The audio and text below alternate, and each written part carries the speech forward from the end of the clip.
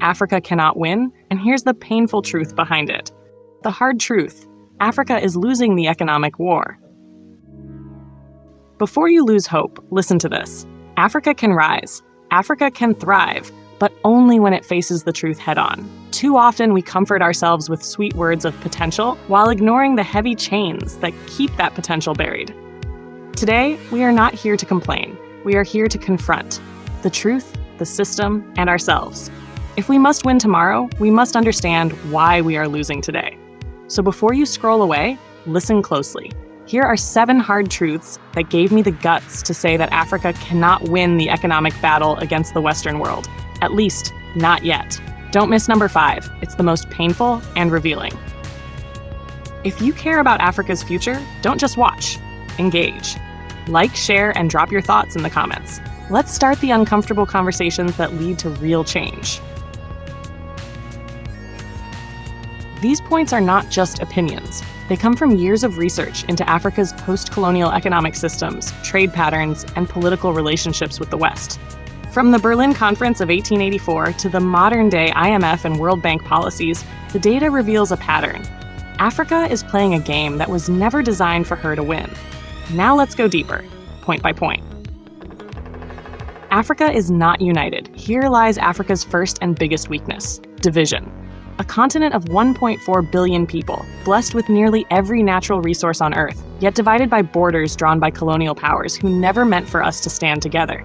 When Europe meets to discuss trade, they speak as one, the European Union. When America speaks, it speaks for 50 states with one flag. But Africa? 54 nations, 54 voices, 54 interests, and 54 ways to be manipulated. During the colonial era, the Berlin Conference literally carved Africa into pieces without a single African in the room. And sadly, we've kept those invisible chains alive. Today, we compete against each other instead of collaborating. Nigerian oil and Angolan oil go to the same Western refineries, yet both nations rarely agree on pricing power. Ghana grows cocoa, Ivory Coast grows cocoa. But both export raw beans instead of building a united chocolate empire. This division weakens our bargaining power. It makes it easier for the world to play us against each other, to buy low, sell high, and keep us dependent.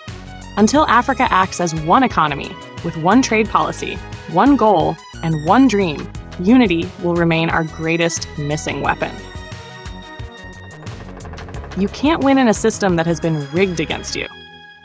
Imagine entering a game where every rule, every tool, and even the scoreboard was designed by your opponent, and somehow you still believe you can win by playing fair. That's Africa's reality in the global economy. The world trade system, financial institutions, and international laws that shape our economies were built not for us, but against us. Take the IMF and the World Bank, for example. They lend money to African countries with conditions that sound helpful on paper. Stabilize your economy, restructure your debt, open your markets.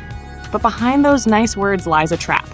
We end up selling raw materials cheap, importing finished goods at high prices, and repaying debts that never truly reduce.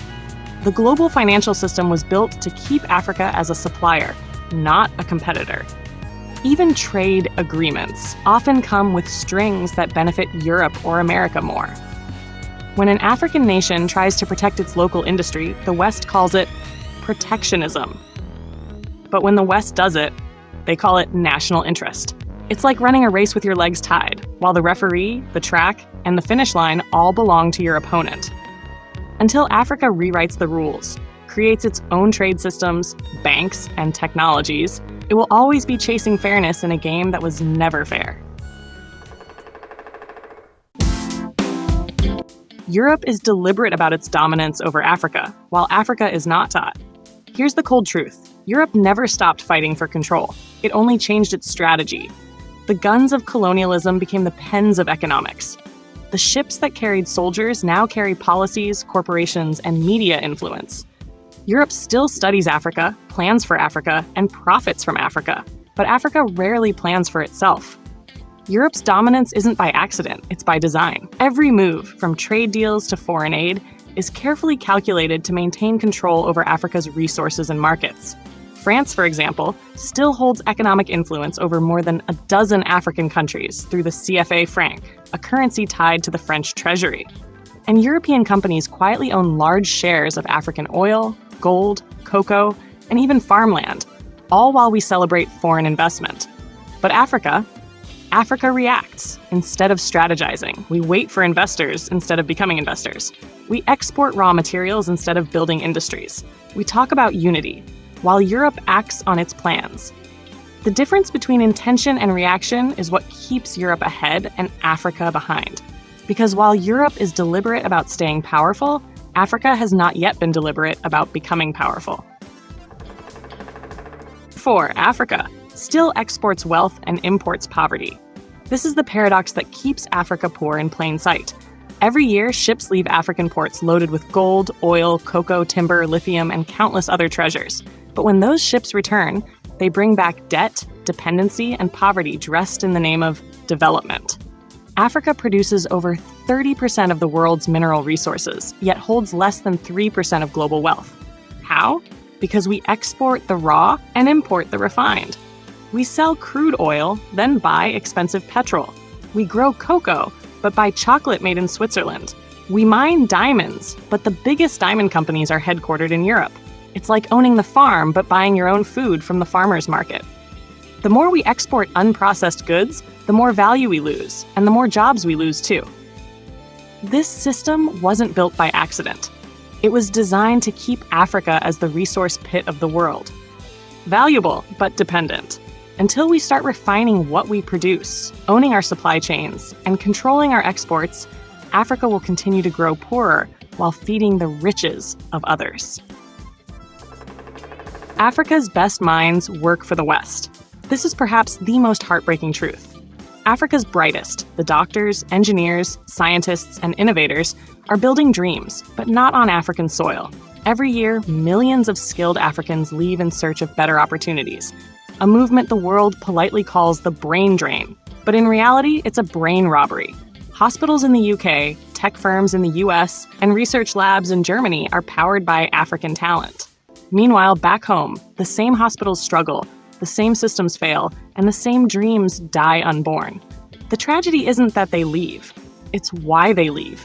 Because Africa still fails to create an environment where brilliance is rewarded. Corruption, lack of infrastructure, poor pay, and unstable governance push our best minds out, while the West quietly opens its doors to receive them. So, while we lose brains, they gain innovation. While we lose skill, they gain strength. And each migration flight that takes off is another reminder that Africa's most valuable export today is its people. Until we make our continent a place worth staying for, we'll keep training the West's workforce while starving our own progress. 6. Leadership without vision. Africa doesn't suffer from a lack of resources. It suffers from a lack of purposeful leadership. Too many leaders fight for power, not progress. They seek loyalty, not legacy.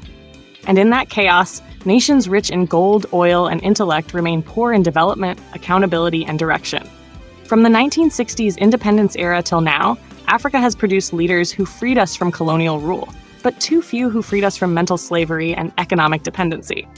We build roads for photo ops, launch projects for headlines, and sign foreign deals for personal gain.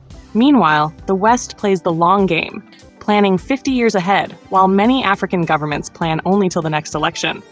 A visionary leader builds systems, not empires. They empower citizens, not cronies. They protect the nation's wealth, not their families. Until we produce such leaders, or better yet, become such leaders, Africa's story will remain one of wasted potential. Because where there is no vision, people perish. And where there is no purpose, nations decay. 7. Africans still underestimate their own power. Here lies the saddest truth of all. The enemy no longer lives in Europe alone. Part of it lives inside us. Centuries of oppression and exploitation have left deep scars on our mindset. Many Africans still believe that everything foreign is better, from education to fashion, from religion to solutions. We glorify Western approval more than African innovation. We no longer need chains on our wrists, because the most effective chains now rest in our minds. Look around. When an African makes a product, we doubt it until it's endorsed abroad. When we think of success, we imagine leaving the continent. And when we speak of leadership, we quote the West instead of our own thinkers. Yet history proves Africa has always been powerful. From Egypt's science to Mali's wealth, from Nubia's iron to Ethiopia's resistance, Africa once led the world in knowledge, gold, and civilization. That same fire still burns within us, but it needs belief, unity, and courage to reignite. Africa can win, but not by copying others. We will win only when we believe in our own greatness, build our own systems, and define our own success. Conclusion. So yes, Africa cannot win. Not like this. Not divided, not distracted, not dependent. But if we choose to confront the truth, unite in purpose, and rewrite the rules of the game, the story can change. Because history has shown us one thing. When Africans believe, the world shakes. If you believe Africa deserves better, don't just scroll. Share this message. Let's make more people uncomfortable, because from discomfort comes awakening. Like, comment, and follow Afri Facts for more untold truths about the motherland.